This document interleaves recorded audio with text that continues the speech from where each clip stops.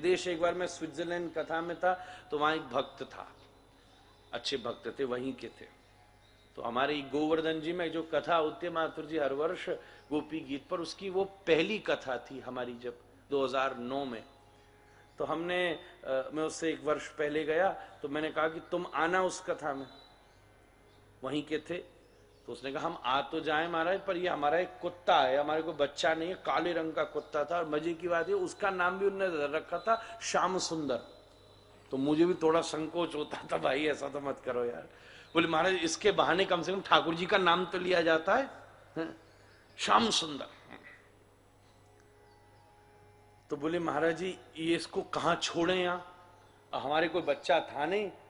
अब आजकल भी वहां ट्रेडिशन आ गया महाराज, बताओ, इंसान के बच्चा को छोड़ देते हैं और जानवरों के बच्चा को अडॉप्ट कर लिया। उस समय उनका, बाद में उनको पता चला तो थोड़े भक्ति की तरफ वो बढ़े, ठाकुर जी की तरफ बढ़े। तो चीज इनमें, हमने कहा इसको भी लिया, इसको भी लिया, लिया ही मारा मैंने, यहाँ देख लो भाई तुम ले आओ, क्या वृंदावन में तो ऐसे ही घूमते फिर, ये भी घूम लेगो, ये क्या फर्क है महाराज, ये के भाग्य में होगी तो।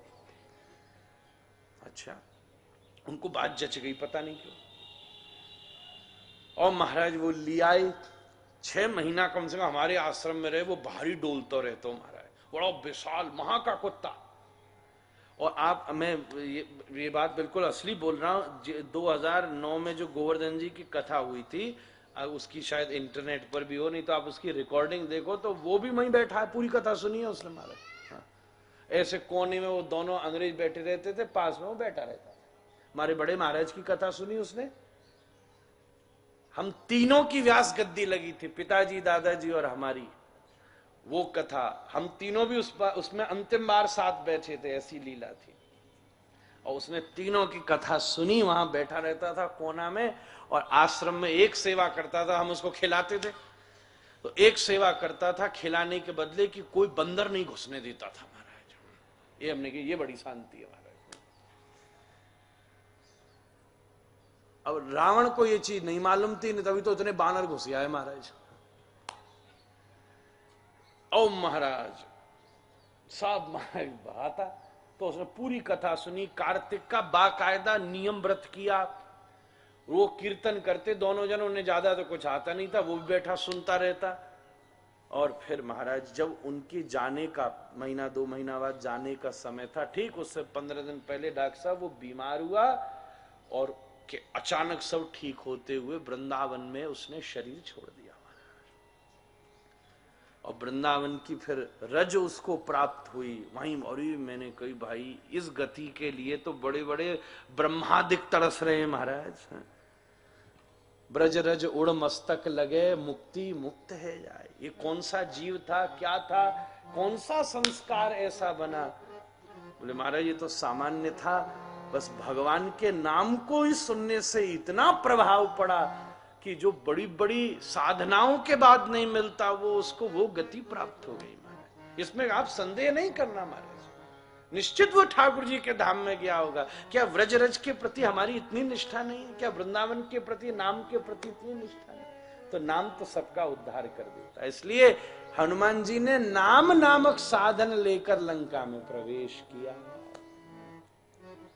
इसलिए कहीं भी दुनिया में जाओ, सारे साधन व्यर्थ हैं, भगवान नाम साधन ऐसा है जो आपको हर परिस्थिति में कहीं भी जप लो।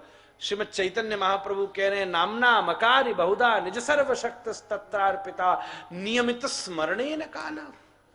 चाहे वृद्ध, अरे चाहे अंतिम श्वास हो महाराज, बूढ़ा हो के अस्पताल में आदमी पड़ा होगा, डॉक्टर साहब ने कह दिया भाई जाने वाले हो, उस समय आएंगे बड़े बड़े याज्ञिक, अरे श्रुवा पकड़, स्वाहा स्वाहा कर। बूढ़ा कहेगा श्रुवा, पानी को गिलास तो पकड़ो ना जावे, या श्रुवा कहां से पकड़ूंगा। बड़े बड़े योगी आएंगे, अरे पद्मासन लगा, शीर्षासन लगा, भुजंगासन लगा।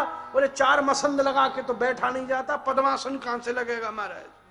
बड़े बड़े तीर्थ यात्री आएंगे, चलो चलो बद्रीनाथ चलो, केदारनाथ चलो, हरिद्वार चलो, काशी चलो। वो कहेगा बाथरूम तक तो जाना समस्या है, काशी कौन जाएगा महाराज।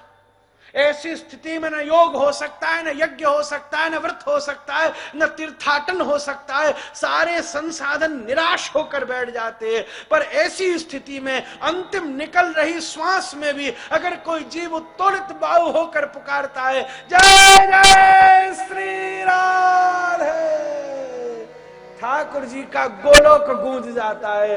किशोरी जी कृपा करती है, गोपाल हाथ पकड़ के पतित संसार से खींच के धाम में प्रवेश करा देते।